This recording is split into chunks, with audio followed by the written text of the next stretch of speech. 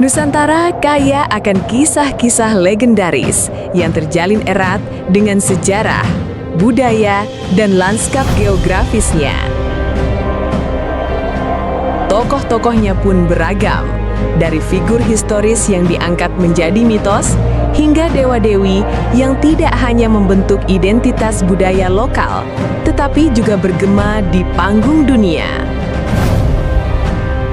Analisis berikut akan menelusuri garis tipis yang memisahkan keduanya, mengupas warisan abadi mereka dalam versi mitos atau fakta.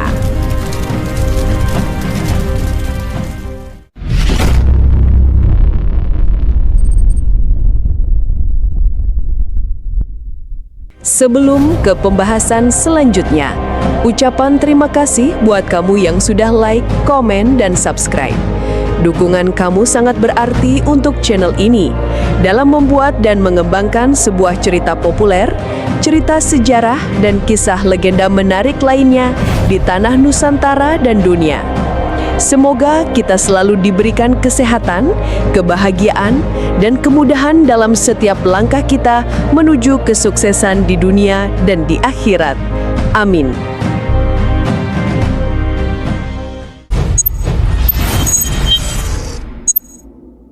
Nyi Roro Kidul adalah entitas paling kuat dan dihormati dalam mitologi Jawa, dikenal sebagai Ratu Laut Selatan yang agung dan misterius. Legenda yang paling populer menceritakan asal-usulnya sebagai seorang putri cantik dari kerajaan Sunda bernama Kandita atau Dewi Kadita. Karena kecantikannya, ibu tirinya yang cemburu menggunakan ilmu hitam untuk mengutuknya dengan penyakit kulit yang mengerikan. Diusir dari istana, Putri Kandita melakukan perjalanan ke selatan hingga tiba di sebuah tebing karang yang menghadap Samudra Hindia.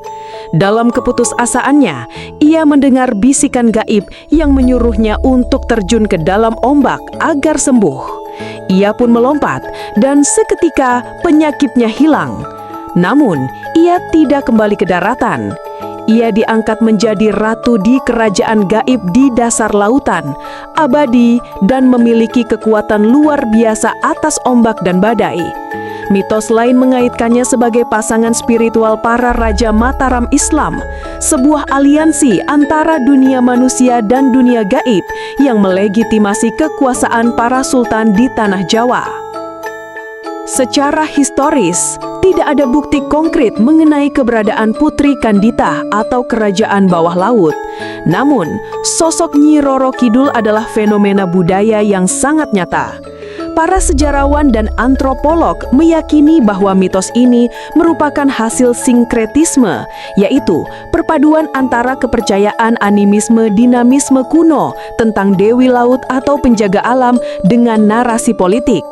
Para penguasa Kesultanan Mataram dan penerusnya, Kasunanan Surakarta, serta Kesultanan Yogyakarta, secara cerdas mengadopsi mitos yang sudah kuat di kalangan rakyat ini untuk memperkuat legitimasi kekuasaan mereka. Dengan mengklaim memiliki hubungan spiritual dengan penguasa Laut Selatan, seorang raja menunjukkan bahwa kekuasaannya diakui tidak hanya di darat, tetapi juga oleh kekuatan alam gaib yang paling ditakuti. Larangan memakai baju hijau di pantai selatan yang dipercaya sebagai warna kesukaan sang ratu adalah manifestasi nyata dari bagaimana mitos ini hidup dan mengatur perilaku masyarakat hingga kini. Pengaruh Nyi Roro Kidul di Indonesia sangat mendalam dan tak tergoyahkan. Setiap tahun, Keraton Yogyakarta dan Surakarta menggelar upacara labuhan, di mana persembahan dilepaskan ke laut sebagai bentuk penghormatan. Di Pelabuhan Ratu, sebuah kamar hotel, kamar 308, di Grand Ina Samudra Beach secara khusus didedikasikan untuknya dan menjadi tujuan wisata mistis. Sosoknya menjadi inspirasi tak terbatas bagi film, sinetron, lukisan, terutama karya Basuki Abdullah, musik dan sastra. Di panggung dunia, Nyi Roro Kidul dikenal sebagai salah satu ikon mitologi Indonesia yang paling eksotis. Kisahnya menarik minat para peneliti folklor, antropologi, dan studi agama dari berbagai negara. Ia menjadi representasi dari arketipe universal Dewi Alam yang kuat, setara dengan dewi-dewi laut dalam mitologi lain seperti Tiamat, Mesopotamia, atau Kalipso Yunani, namun dengan konteks politik dan spiritual yang unik khas Nusantara. Kisahnya menunjukkan bagaimana mitos dapat berfungsi sebagai alat politik, sebuah fenomena yang dipelajari secara global.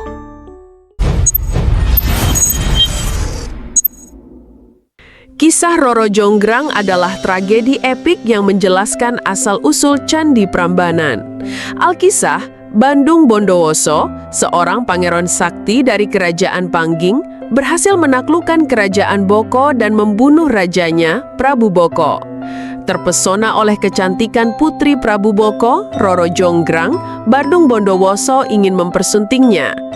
Roro Jonggrang yang membenci pembunuh ayahnya setuju dengan satu syarat yang mustahil.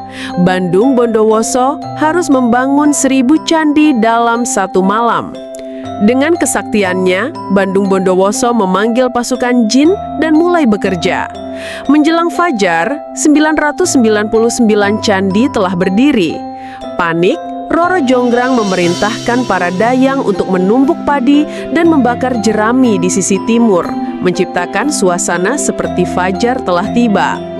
Ayam-ayam jantan pun berkokok, dan para jin lari ketakutan karena mengira hari sudah pagi. Menyadari tipu muslihat itu, Bandung Bondowoso murka. Ia mengutuk Roro Jonggrang, "Jika hanya kurang satu candi, maka engkaulah yang akan melengkapinya." Seketika, sang putri berubah menjadi arca batu yang indah, menggenapi candi berseribu. Mitos ini adalah sebuah legenda etiologi, yaitu cerita rakyat yang bertujuan menjelaskan asal-usul suatu tempat. Faktanya adalah keberadaan kompleks Candi Prambanan, sebuah mahakarya arsitektur Hindu dari abad ke-9 Masehi yang dibangun pada masa pemerintahan Rakai Pikatan dari Wangsa Sanjaya. Di salah satu candi utama, yaitu Candi Siwa, terdapat arca Dewi Durga Mahisa Suramardini yang oleh masyarakat lokal diyakini sebagai perwujudan Roro Jonggrang yang dikutuk. Tentu saja candi ini tidak dibangun dalam satu malam oleh jin, melainkan oleh ratusan pekerja selama bertahun-tahun. Para arkeolog meyakini bahwa cerita ini muncul jauh setelah candi itu dibangun, kemungkinan sebagai cara masyarakat lokal untuk memahami dan memberi makna pada reruntuhan megah yang mereka temukan. Nama Prambanan sendiri mungkin berasal dari kata para Brahman, sementara nama Roro Jonggrang berarti gadis ramping. Pengaruh Roro Jonggrang sangat lekat dengan Candi Prambanan itu sendiri. Kisahnya menjadi jiwa dari kompleks candi tersebut, mengubah tumpukan batu kuno menjadi sebuah narasi dramatis yang hidup. Setiap malam, sendra tari Ramayana dipentaskan dengan latar belakang Prambanan yang megah. Namun legenda Roro Jonggrang adalah pintu gerbang naratif bagi jutaan wisatawan lokal dan mancanegara yang berkunjung. Kisah ini telah diadaptasi ke dalam berbagai bentuk, mulai dari buku cerita anak-anak, komik, hingga film. Di panggung dunia, kisah Roro Jonggrang sering dikutip sebagai contoh utama dari folklore Indonesia. Temanya bersifat universal, cinta yang tak terbalas, kecerdikan wanita dalam situasi terdesak, dan konsekuensi dari kemarahan dan kesombongan. Kisah ini sering disejajarkan dengan mitos-mitos global tentang tugas mustahil atau impossible task yang diberikan kepada seorang pahlawan atau pelamar, sebuah motif cerita yang ditemukan di seluruh dunia. Narasi ini secara efektif menjual Prambanan ke dunia, bukan hanya sebagai situs warisan UNESCO, tetapi sebagai monumen cinta dan kutukan yang tragis.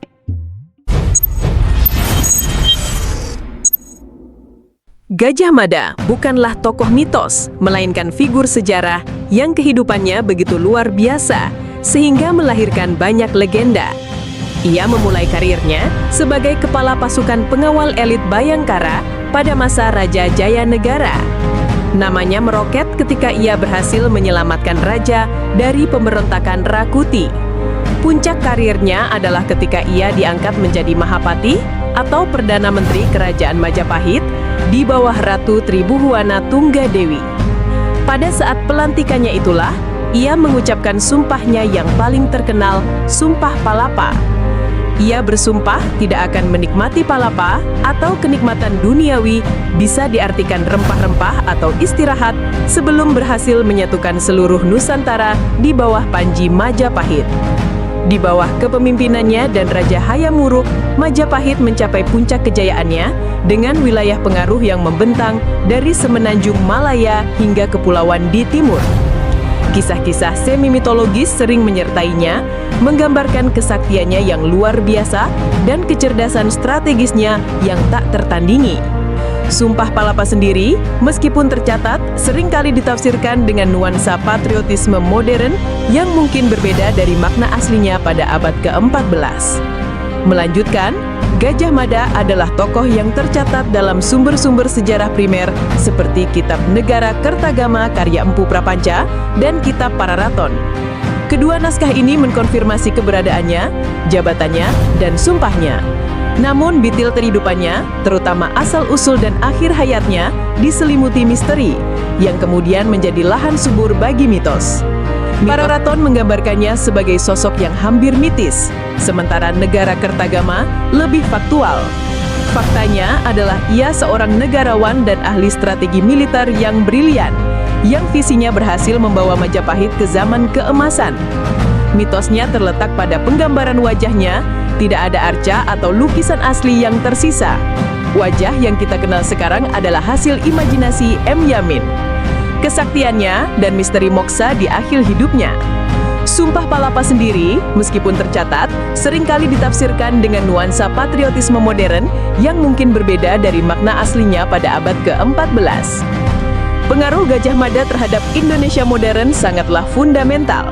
Ia dianggap sebagai pahlawan nasional dan simbol pemersatu bangsa. Sumpah Palapa menjadi inspirasi utama bagi para pendiri bangsa Indonesia dalam mengkonsepkan negara kesatuan yang membentang dari Sabang sampai Merauke. Namanya diabadikan sebagai nama universitas, jalan, gedung, hingga satelit Palapa, yang menunjukkan betapa visinya terus hidup. Di ranah global, Gajah Mada adalah studi kasus yang menarik bagi sejarawan militer dan politik. Ia sering dibandingkan dengan tokoh-tokoh besar dunia seperti Bismarck dari Jerman atau Kardinal Richelieu dari Prancis, yaitu figur negarawan kuat di balik tahta yang menjadi arsitek utama kebesaran sebuah imperium. Kisahnya menunjukkan bahwa konsep persatuan dalam keragaman dan ambisi geopolitik berskala besar telah ada di Nusantara berabad-abad sebelum negara bangsa modern terbentuk. Ia adalah bukti peradaban maritim dan politik tingkat tinggi yang pernah ada di Asia Tenggara.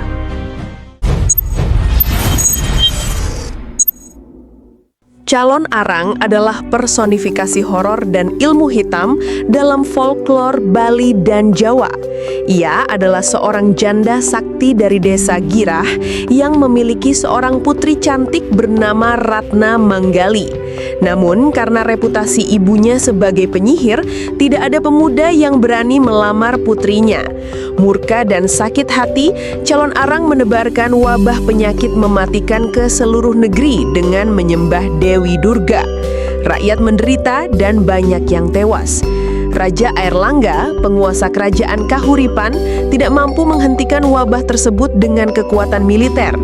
Akhirnya ia meminta bantuan seorang resi bijak bernama Empu Barada. Empu Barada mengirim muridnya Bahula untuk menikahi Ratna Manggali. Melalui Bahula, rahasia kesaktian calon Arang terungkap, sebuah lontar pusaka yang menjadi sumber kekuatannya. Empu Barada kemudian datang dan berduel dengan calon Arang. Dalam pertarungan magis yang dahsyat, Empu Barada berhasil mengalahkan dan akhirnya menyucikan jiwa calon Arang, mengakhiri terornya. Kisah calon Arang diyakini memiliki akar sejarah pada masa pemerintahan Raja Airlangga di Jawa Timur pada abad ke-11. Naskah lontar calon Arang adalah sumber utama cerita ini. Beberapa sejarawan berspekulasi bahwa sosok calon Arang mungkin merupakan representasi negatif dari Ratu Mahendradatta, permaisuri Raja Udayana dari Bali dan ibu dari Airlangga. Mahendradatta dikenal sebagai pemuja Durga yang taat, dan setelah kematiannya muncul konflik dan mungkin wabah penyakit di kerajaan. Cerita calon Arang bisa jadi merupakan propaganda politik untuk mendiskreditkan pengikut aliran kiri atau tantra, atau sebagai alegori dari upaya Airlangga untuk menstabilkan kerajaannya dari kekacauan yang dipersonifikasikan sebagai sihir calon Arang. Faktanya adalah adanya praktek mistisisme dan aliran-aliran tantra di Jawa dan Bali pada masa itu. Mitos ini merefleksikan ketakutan sosial terhadap kekuatan feminin yang tidak terkontrol dan berada di luar struktur patriarki. Di Indonesia, khususnya di Bali, legenda calon Arang hidup dan bernafas. Kisah ini adalah inti dari pertunjukan tari Barong dan Rangda, di mana Rangda yang sering diidentikan dengan calon Arang adalah Ratu para Leak yang melambangkan kekuatan destruktif, sementara Barong melambangkan kekuatan pelindung. Pertunjukan ini bukan sekedar hiburan, tetapi sebuah ritual sakral yang menggambarkan pertarungan abadi antara kebaikan, dharma, dan kejahatan, adharma. Calon Arang telah menjadi arketip penyihir paling terkenal di Nusantara. Secara global, calon Arang adalah representasi kuat dari arketip The Crown atau The Witch, wanita tua yang memiliki kekuatan gaib dan seringkali dipinggirkan oleh masyarakat. Kisahnya dapat dibandingkan dengan Medea dalam mitologi Yunani atau Baba Yaga dalam cerita rakyat Slavia.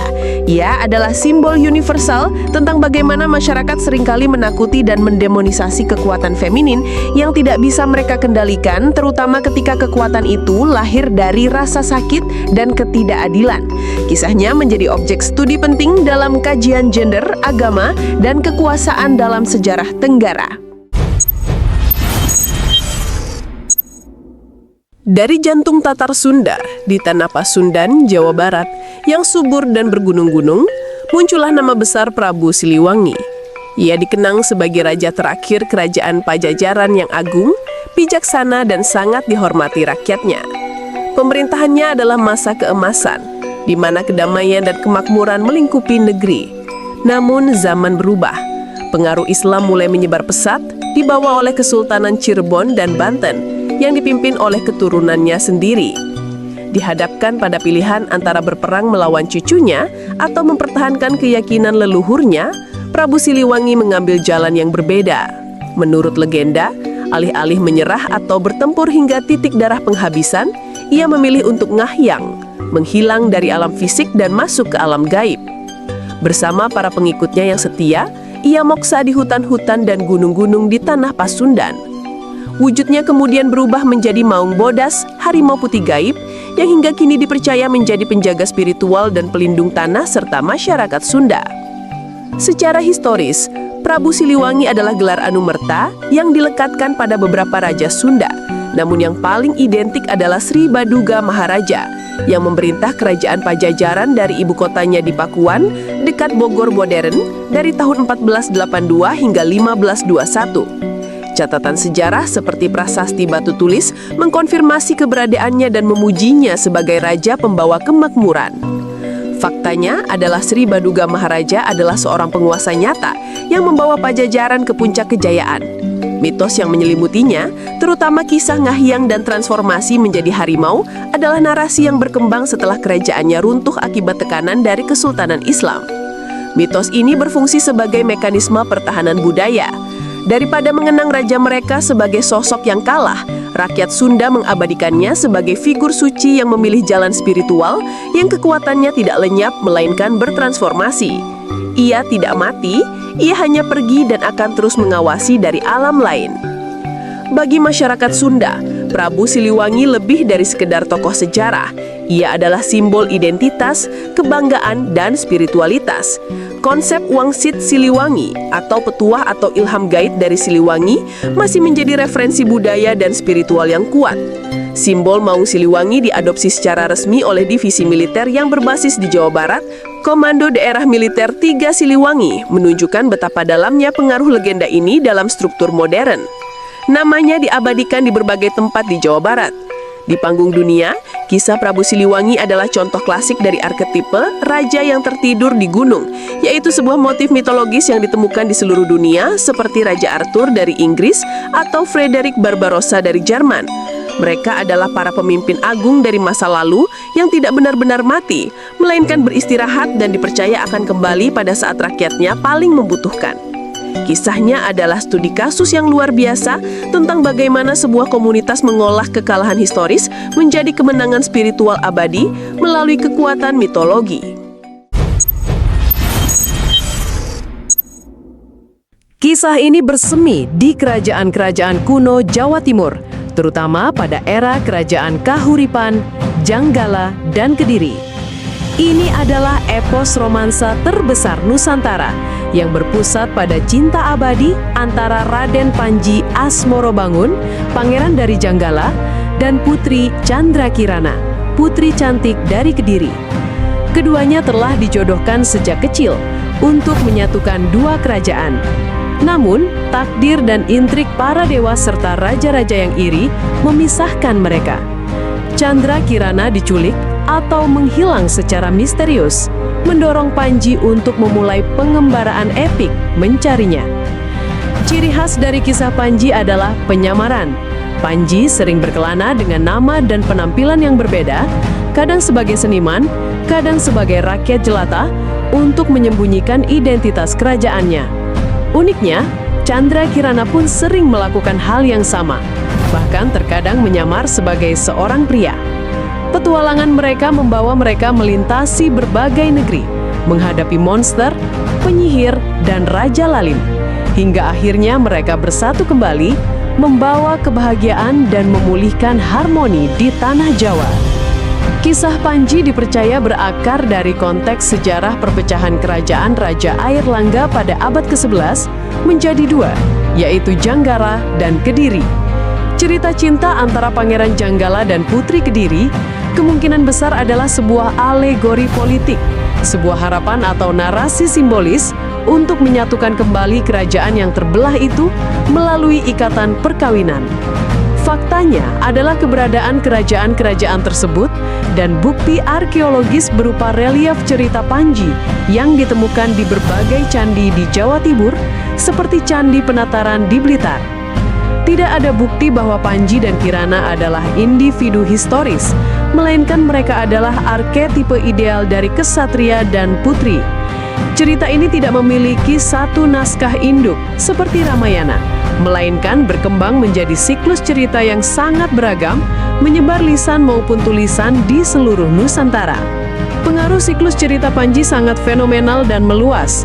Di Indonesia, ia menjadi sumber inspirasi utama bagi berbagai bentuk seni pertunjukan, terutama wayang gedog atau wayang kulit yang khusus mementaskan cerita Panji, dan seni topeng Malangan. Karakteristik topeng Panji dengan wajah putih, mata sipit, dan senyum lembut adalah salah satu ikon visual paling dikenal dalam kesenian Jawa. Namun pengaruhnya tidak berhenti di Nusantara. Melalui jalur perdagangan maritim, kisah Panji menyebar hingga ke Malaysia, Kamboja, Myanmar, dan terutama Thailand, di mana ia diadaptasi menjadi epos terkenal mereka yang disebut Inau. Karena signifikansi budayanya yang luar biasa dan penyebarannya yang luas, naskah-naskah Panji dari berbagai perpustakaan di dunia secara kolektif diakui oleh UNESCO dalam program Memory of the World Register pada tahun 2017. Ini menjadikan Panji sebagai salah satu warisan sastra terbesar Indonesia yang diakui secara global, setara dengan epos-epos dunia lainnya. Ini adalah legenda paling fundamental dari kawasan Priangan atau Tatar Sunda, Jawa Barat. Sebuah kisah yang menjelaskan asal-usul salah satu bentang alam paling ikonik di Indonesia.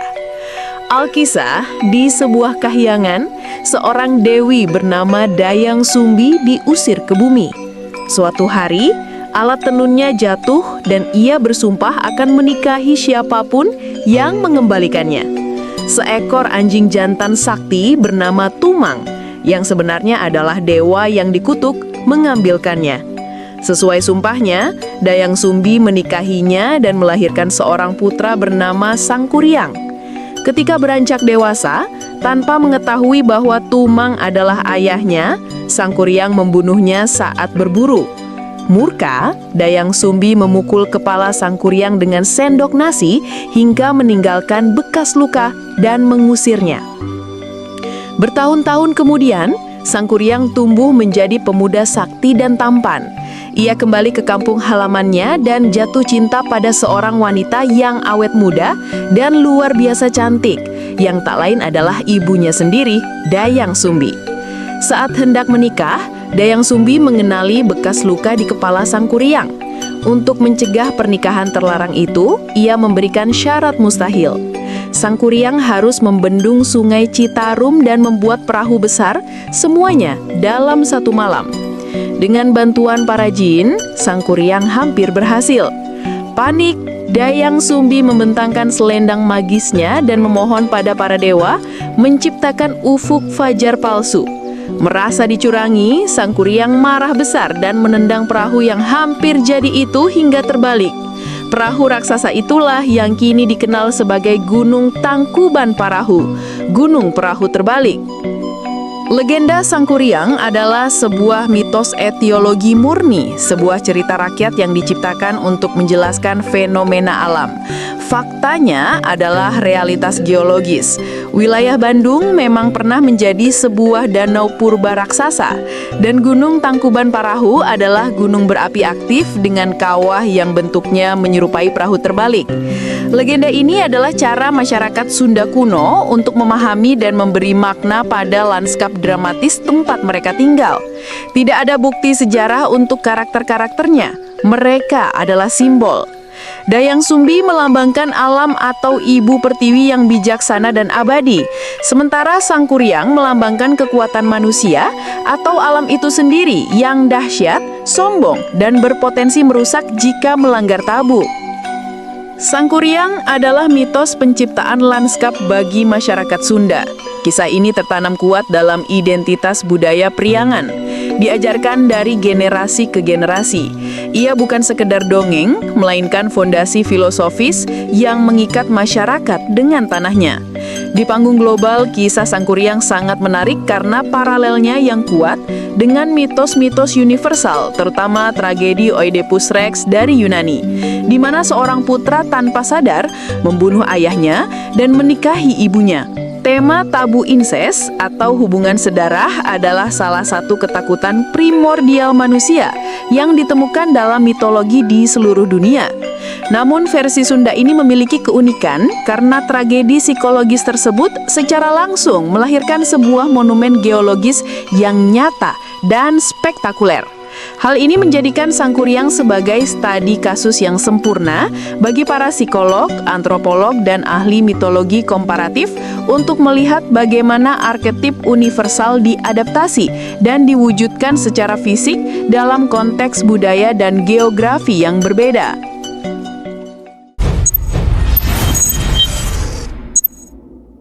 Kisah ini adalah salah satu epik paling kelam dan berpengaruh yang berasal dari Jawa Timur, tepatnya dari kerajaan Tumapel yang kelak menjadi Singasari.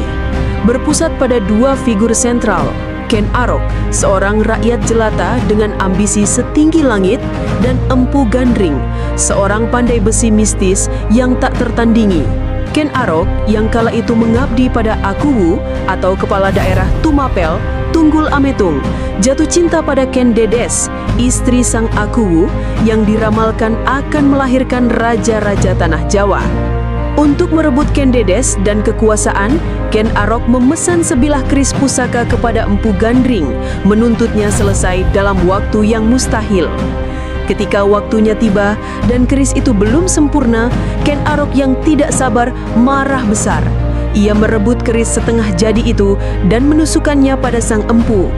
Dalam nafas terakhirnya, Empu Gandring mengutuk keris itu. Keris ini akan meminta tumbal 7 turunan raja, termasuk engkau sendiri. Kutukan itu pun dimulai. Ken Arok membunuh Tunggul Ametung, menikahi Ken Dedes, dan mendirikan kerajaan Singasari. Namun, kutukan keris itu terus berjalan, memicu rantai pembunuhan dan perebutan tahta berdarah yang melibatkan anak dan cucunya. Sebuah tragedi yang membentuk sejarah salah satu kerajaan terbesar di Jawa. Sumber utama kisah ini adalah kitab Pararaton, sebuah naskah semi-historis yang lebih banyak bernuansa sastra dan mitologis. Faktanya adalah keberadaan Ken Arok sebagai pendiri Wangsa Rajasa dan Kerajaan Singasari pada awal abad ke-13, serta adanya suksesi berdarah di antara para penerusnya. Nama-nama seperti Tunggul Ametung, Ken Dedes, dan Anusapati, putra Ken Arok yang akhirnya membunuh Ken Arok dengan keris yang sama, tercatat dalam sejarah. Mitosnya adalah unsur supranatural dari kutukan itu sendiri. Para sejarawan melihat kutukan Empu Gandring bukan sebagai peristiwa magis harfiah, melainkan sebagai sebuah kerangka naratif frame yang cerdas. Ia berfungsi untuk menjelaskan dan memberi makna pada periode sejarah Singasari yang penuh dengan kekerasan dan instabilitas politik. Kutukan menjadi metafora untuk karma, di mana kekerasan yang dimulai oleh Ken Arok melahirkan siklus kekerasan yang tak berkesudahan. Sebuah pelajaran moral tentang bagaimana ambisi buta dan ketidaksabaran akan membawa kehancuran. Kisah Ken Arok dan keris Empu Gandring adalah pilar dalam kebudayaan Jawa. Ia meneguhkan status keris bukan sekedar sebagai senjata, tetapi sebagai objek yang memiliki jiwa, takdir, dan kekuatan mistis atau tuah. Konsep bahwa sebuah benda dapat dikutuk oleh penciptanya yang tersakiti adalah keyakinan yang mengakar kuat. Legenda ini menjadi inspirasi tak terbatas untuk seni pertunjukan seperti ketoprak, film, dan novel.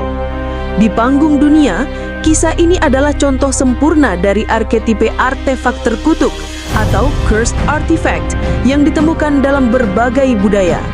Keris Empu Gandring sejajar dengan objek-objek legendaris seperti cincin kekuasaan dalam karya Tolkien atau pedang Muramasa dari Jepang yang haus darah dan membawa malapetaka bagi pemiliknya. Kisah ini adalah studi kasus yang mendalam tentang hubungan antara pencipta, ciptaan, ambisi, dan takdir. Sebuah tragedi Shakespearean dengan cita rasa khas Nusantara. Dari puncak megah Gunung Rinjani di Pulau Lombok, Nusa Tenggara Barat, legenda Dewi Anjani menguasai langit dan bumi. Ia adalah penguasa kerajaan gaib yang berpusat di gunung tertinggi kedua di Indonesia ini. Menurut kepercayaan masyarakat Sasak, Dewi Anjani bukanlah dewi sejak lahir. Ia adalah seorang putri dari sebuah kerajaan kuno di Lombok, mungkin bernama Putri Anjani dari Kerajaan Tuan. Dalam satu versi, ia melarikan diri ke gunung untuk menghindari pernikahan yang tidak diinginkannya. Di versi lain, ia dan kedua adiknya diasingkan karena konflik keluarga. Di puncak Rinjani, ia melakukan pertapaan yang sangat khusyuk hingga akhirnya ia moksa dan diangkat menjadi ratu jin yang agung, bijaksana, dan sangat dihormati. Ia dianggap sebagai pelindung gunung dan seluruh kehidupan di sekitarnya. Para pendaki dan peziarah yang hendak naik ke Rinjani diwajibkan untuk menjaga sikap, perkataan, dan perbuatan sebagai bentuk penghormatan kepada sang ratu dan kerajaannya. Tidak ada bukti historis yang dapat memverifikasi keberadaan Putri Anjani sebagai seorang individu. Ia adalah murni tokoh mitologis. Faktanya adalah keberadaan fisik Gunung Rinjani yang luar biasa dan peran sentralnya dalam sistem kepercayaan masyarakat Sasak. Mitos Dewi Anjani adalah contoh klasik dari konsep genius loci atau roh penjaga tempat. Masyarakat kuno di seluruh dunia menciptakan personifikasi untuk kekuatan alam yang besar dan tak terduga, seperti gunung berapi, samudra, atau hutan lebat. Dewi Anjani adalah personifikasi dari kemegahan, keindahan, sekaligus bahaya dari Gunung Rinjani. Legenda ini berfungsi sebagai kerangka etika ekologis. Dengan meyakini adanya penguasa gaib, masyarakat secara turun-temurun didorong untuk melestarikan alam, tidak merusak, dan tidak sombong saat berada di wilayahnya. Ini adalah kearifan lokal yang terbungkus dalam narasi mistis. Pengaruh Dewi Anjani sangat fundamental bagi masyarakat Lombok.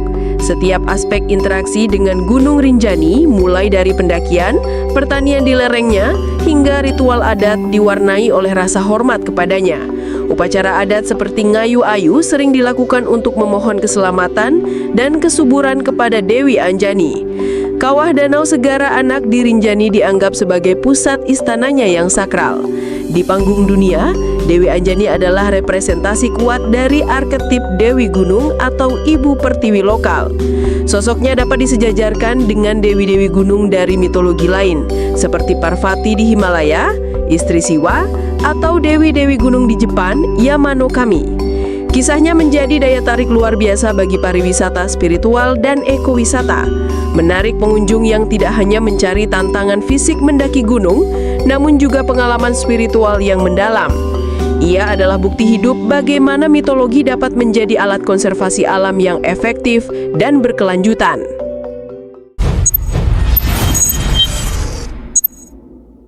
Berbeda dari banyak tokoh dalam daftar ini, Ratu Kalinyamat adalah figur sejarah yang nyata, seorang pahlawan perempuan dari Jepara, Jawa Tengah pada abad ke-16. Terlahir dengan nama Retna Kencana, ia adalah putri Sultan Trenggana dari Demak dan penguasa Jepara. Tragedi melanda hidupnya ketika suaminya, Sultan Hadlirin, dibunuh secara keji oleh suruhan Arya Penangsang, saingannya dalam perebutan tahta Demak. Dipenuhi duka dan amarah, Retna Kencana melakukan sumpah yang mengerikan.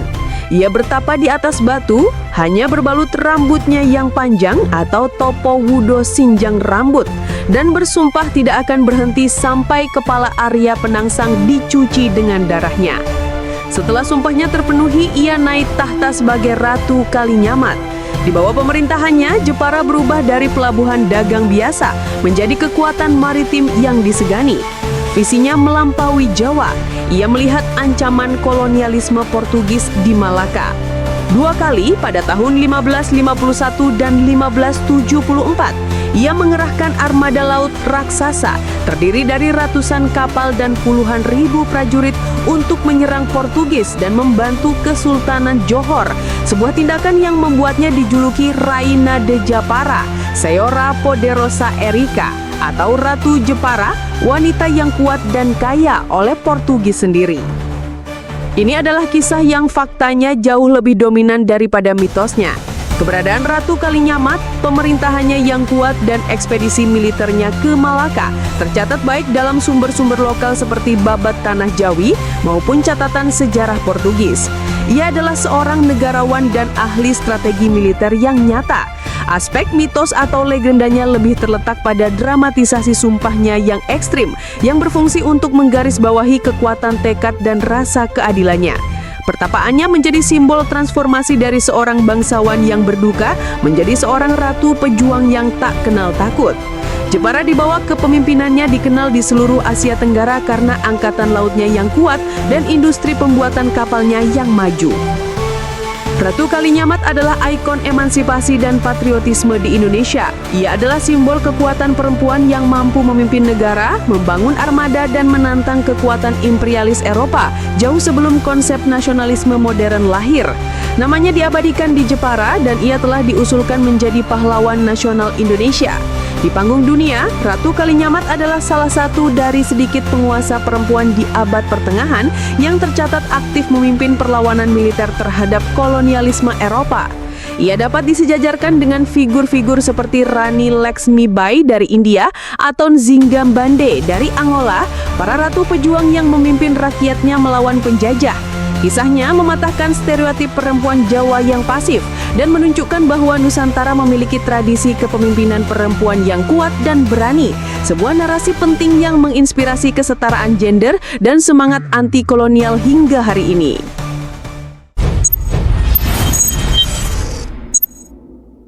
Aji Saka adalah tokoh mitologis sentral dalam kebudayaan Jawa yang kisahnya berasal dari tanah Jawa dan berfungsi sebagai mitos asal-usul peradaban.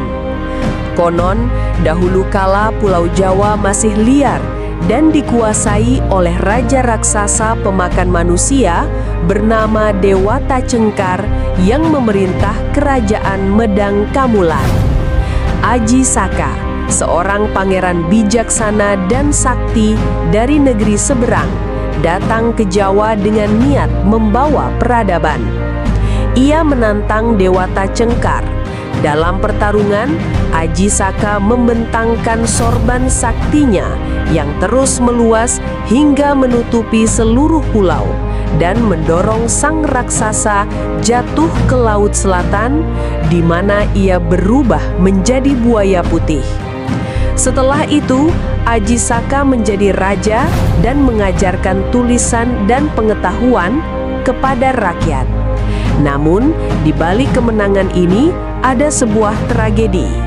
Sebelum ke Jawa, Aji Saka meninggalkan 2 abdi setianya, Dora dan Sembada, dengan sebilah keris pusaka. Pesannya tegas, jangan serahkan keris ini kepada siapapun selain aku. Ketika Aji Saka memanggil Sembada untuk mengambil keris, Dora yang menjaga pesan itu menolak menyerahkannya. Karena sama-sama memegang teguh amanat sang majikan, keduanya bertarung hingga tewas.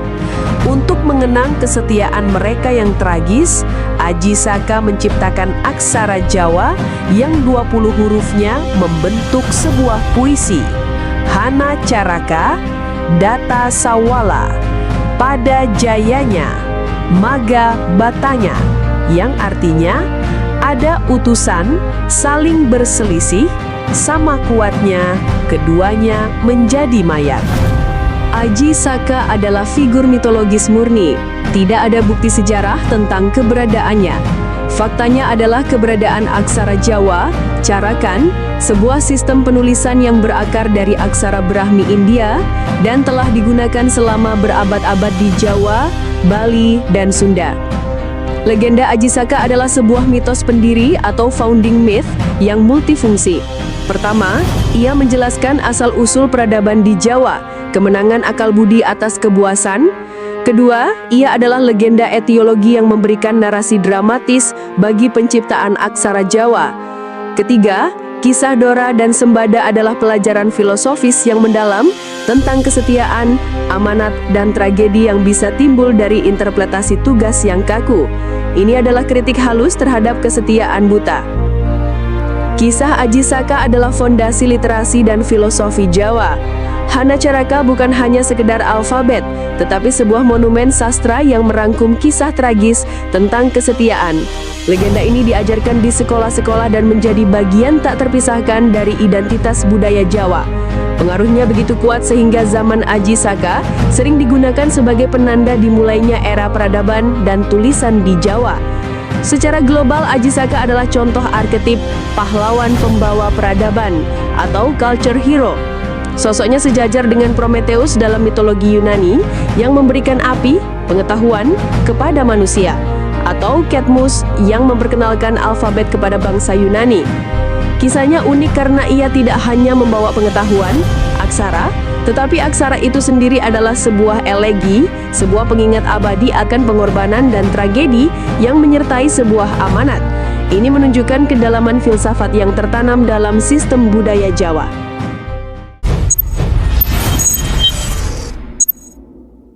Dewi Sri adalah salah satu dewi paling kuno dan paling dihormati di seluruh wilayah agraris Nusantara, terutama di Jawa, Bali, dan Sunda. Ia adalah dewi padi, kesuburan, dan kemakmuran. Mitos kelahirannya memiliki banyak versi, namun yang paling populer menceritakan bahwa ia lahir dari air mata atau sebutir telur yang diciptakan oleh dewa tertinggi, Batara Guru. Karena kecantikannya yang luar biasa, para dewa bernafsu padanya. Untuk melindunginya atau karena ia menolak para dewa, Dewi Sri meninggal dunia. Namun, dari makamnya tumbuh berbagai jenis tanaman yang sangat berguna bagi manusia. Dari kepalanya tumbuh pohon kelapa, dari tubuhnya tumbuh padi, dari lengannya tumbuh buah-buahan, dan dari kakinya tumbuh umbi-umbian. Rohnya kemudian bersemayam di tanaman padi, menjadikannya sakral. Kakaknya, Sedana, sering digambarkan sebagai dewa kemakmuran atau harta benda yang menyertainya. Dewi Sri dianggap sebagai ibu yang memberi makan manusia dan karenanya harus diperlakukan dengan penuh hormat. Dewi Sri adalah manifestasi dari kepercayaan animisme dinamisme pra-Hindu yang telah ada ribuan tahun di Nusantara. Ia adalah personifikasi dari roh padi, sebuah keyakinan yang umum di masyarakat agraris di seluruh Asia Tenggara. Faktanya adalah ketergantungan mutlak masyarakat Nusantara pada pertanian padi, yang menjadikan siklus tanam dan panen sebagai pusat kehidupan spiritual dan sosial. Mitos Dewi Sri bukanlah tentang tokoh historis, melainkan sebuah kerangka teologis yang mengatur seluruh aspek pertanian. Ia memberikan penjelasan sakral mengapa padi harus dihormati, mengapa ada ritual sebelum menanam, wiwitan, saat panen, dan saat menyimpan padi di lumbung. Padi tidak dilihat sebagai komoditas, tetapi sebagai penjelmaan tubuh Sang Dewi. Pengaruh Dewi Sri sangat mendalam dan meresap ke dalam sendi-sendi kehidupan masyarakat agraris Indonesia. Di pedesaan Jawa dan Bali, ritual untuk Dewi Sri atau Nyai Pohaci Sanghyang Asri di Sunda masih sering dilakukan. Lumbung padi tradisional dibangun sebagai rumah atau istana untuk Sang Dewi. Patung Loro Blonyo, pasangan pengantin di rumah-rumah Jawa, sering diinterpretasikan sebagai representasi Dewi Sri dan Sedana, simbol kesuburan dan kemakmuran. Di panggung dunia, Dewi Sri adalah representasi utama dari arketip Dewi Kesuburan atau Ibu Bumi, Mother Earth, sebuah figur ilahi yang ditemukan di hampir semua peradaban kuno. Ia setara dengan Demeter dari Yunani, Ceres dari Romawi, atau Isis dari Mesir. Namun keunikannya terletak pada mitos asal-usulnya yang spesifik, kematian yang melahirkan kehidupan, dan integrasinya yang sangat erat dengan setiap detail praktik pertanian padi. Kisahnya adalah jendela untuk memahami pandangan dunia ekologis masyarakat Nusantara, di mana alam, spiritualitas, dan kehidupan sehari-hari adalah satu kesatuan yang tak terpisahkan. Ini adalah legenda etiologi yang paling terkenal dari Jawa Timur yang menjelaskan asal-usul nama kota terbesar kedua di Indonesia, Surabaya. Alkisah, di lautan luas yang mengelilingi ujung timur Pulau Jawa, hiduplah dua penguasa yang sama-sama kuat dan buas. Mereka adalah Sura, seekor ikan hiu yang gagah berani, dan Baya, seekor buaya yang perkasa. Keduanya adalah predator puncak di wilayah mereka masing-masing. Sura menguasai lautan, dan Baya menguasai daratan dan muara sungai. Suatu ketika, mereka berselisih hebat karena memperebutkan mangsa dan wilayah kekuasaan. Pertarungan mereka begitu dahsyat, berlangsung berhari-hari, membuat air laut bergolak dan daratan bergetar. Keduanya sama-sama terluka parah. Lelah bertarung tanpa pemenang, mereka membuat kesepakatan. Sura berkuasa penuh di air, lautan, dan Baya berkuasa penuh di darat, termasuk sungai. Namun suatu hari, Sura yang serakah melanggar kesepakatan itu dengan mencari mangsa di sungai. Baya murka karena pengkhianatan itu.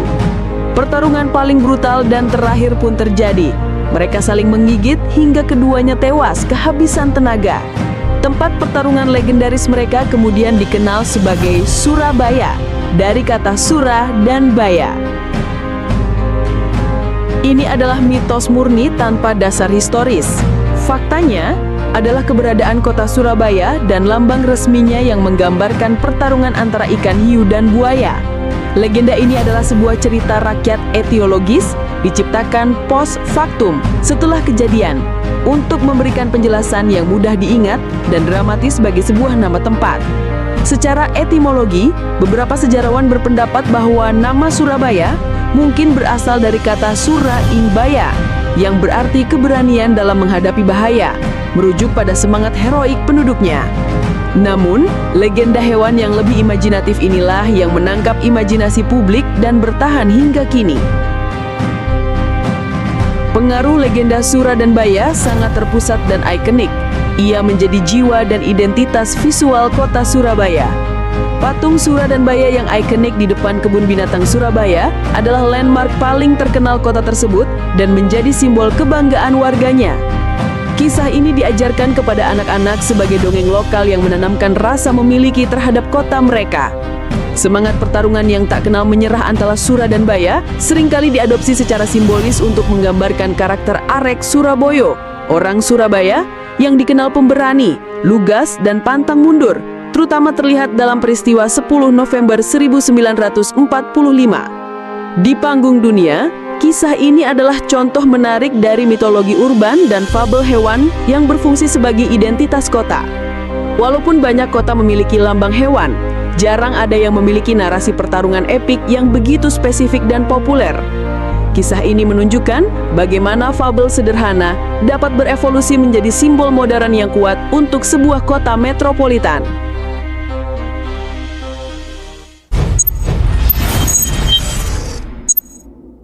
Berasal dari pesisir pantai air manis Padang, Sumatera Barat, Malin Kundang adalah legenda paling kuat tentang pentingnya bakti kepada orang tua.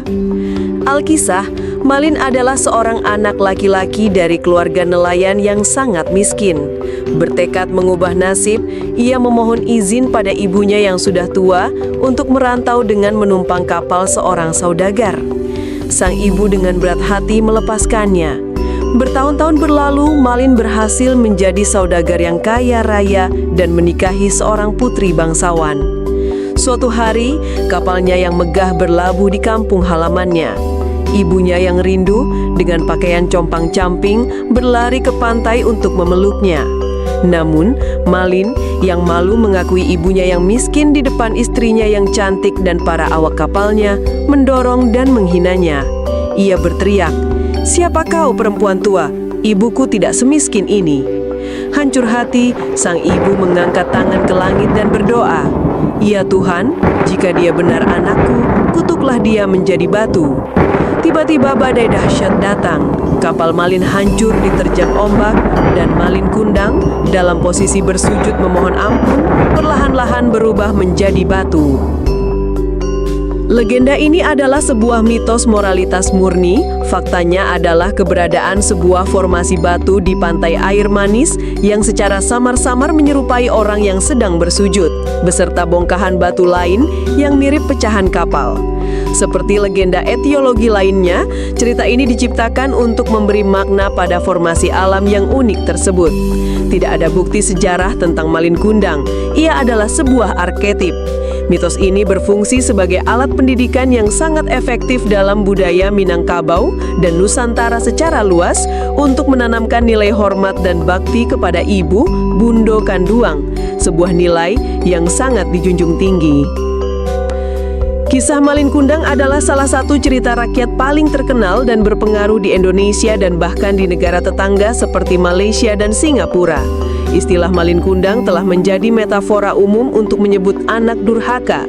Kisah ini diadaptasi berkali-kali dalam bentuk buku cerita, film, sinetron, dan drama panggung, selalu dengan pesan moral yang sama.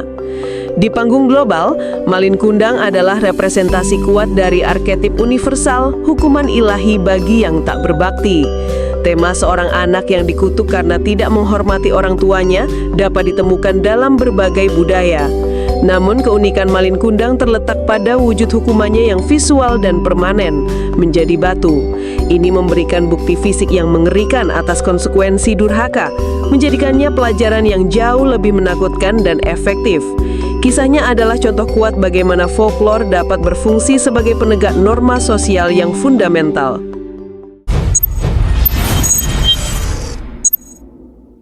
Dari Tanah Deli, Sumatera Utara, muncullah legenda Putri Hijau yang tragis dan memesona. Ia adalah putri dari Kerajaan Aru atau Deli Tua yang kecantikannya tiada tara.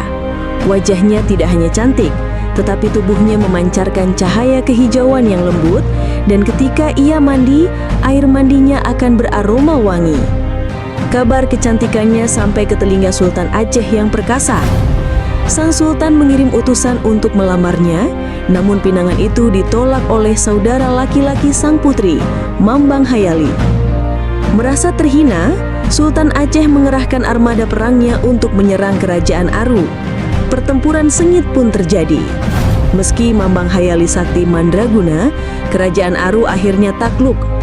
Untuk menyelamatkan adiknya dari penangkapan, Mambang Hayali memasukkan Putri Hijau ke dalam sebuah peti kaca dan menghanyutkannya ke Selat Malaka setelah memohon bantuan naga penjaga lautan. Dalam versi lain, sang kakak berubah menjadi meriam untuk mempertahankan istana. Karena terus-menerus ditembakkan tanpa henti, meriam itu menjadi panas, meledak, dan pecah. Satu pecahannya terlempar hingga ke dataran tinggi Karo, sementara ujungnya yang lain, bagian yang meledak, tetap berada di halaman Istana Maimun, Medan. Legenda ini berakar pada konteks historis. Faktanya adalah adanya persaingan dan konflik militer antara Kesultanan Aceh yang dominan dengan kerajaan-kerajaan kecil di pesisir timur Sumatera, termasuk Kerajaan Aru pada abad ke-15 dan 16. Fakta lainnya yang sangat nyata adalah keberadaan artefak meriam puntung, sebuah fragmen meriam kuno yang kini menjadi salah satu koleksi paling berharga di Istana Maimun, Medan. Mitos dalam cerita ini adalah sosok Putri Hijau sendiri yang kemungkinan besar merupakan personifikasi dari kedaulatan, kehormatan, dan kemakmuran Kerajaan Aru yang begitu didambakan oleh kekuatan yang lebih besar. Cahaya hijaunya adalah metafora untuk kesuburan dan kekayaan alam negeri itu. Kisah ini adalah cara masyarakat lokal untuk mengabadikan dan meromantisasi sejarah perlawanan mereka yang tragis. Putri Hijau adalah legenda paling penting bagi identitas budaya Melayu Deli dan masyarakat Medan. Kisahnya memberikan narasi historis dan mistis pada artefak meriam puntung, mengubahnya dari sekedar benda kuno menjadi monumen sakral yang menyimpan sebuah tragedi. Taman bermain dan pemandian alam di Sumatera Utara seringkali dinamai menurut namanya, menunjukkan betapa legendanya menyatu dengan lanskap lokal. Di panggung dunia, kisah Putri Hijau adalah contoh klasik dari arketipe perang akibat kecantikan, sebuah motif naratif yang sangat tua dan universal. Ia adalah Helen of Troy versi Nusantara, di mana kecantikan seorang putri menjadi pemicu atau pembenaran untuk agresi militer dan penaklukan. Keunikan kisahnya terletak pada elemen-elemen magis khas Melayu, seperti saudara yang berubah menjadi meriam dan sang putri yang dihanyutkan oleh naga, yang memberikan warna lokal yang kuat pada sebuah arketipe global.